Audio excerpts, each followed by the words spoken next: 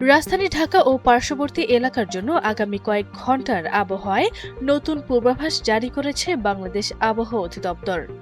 আজ শনিবার ৬ জুন সকাল ৭টা থেকে পরবর্তী ৬ ঘন্টার জন্য দেয়া এই পূর্বাভাসে ঢাকার আকাশ ও তাপমাত্রার বিশেষ পরিস্থিতি জানানো হয়েছে।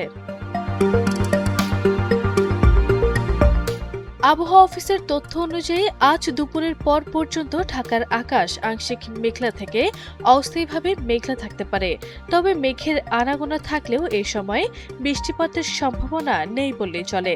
এই ৬ ঘন্টায় ঢাকার আবহাওয়া প্রধানত শুষ্ক থাকতে পারে বলে পূর্বাভাসে স্পষ্ট করা হয়েছে।